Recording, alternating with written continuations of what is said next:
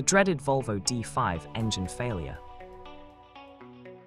Did your D5 diesel engine break the lifter pockets?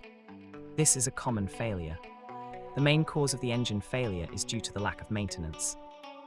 The serpentine belt is difficult to remove and requires the engine mounting to be removed, but when left it breaks and ends up in the timing belt, and with the timing out the lifter pockets are the weakest link, so a cheap belt will cost you your engine.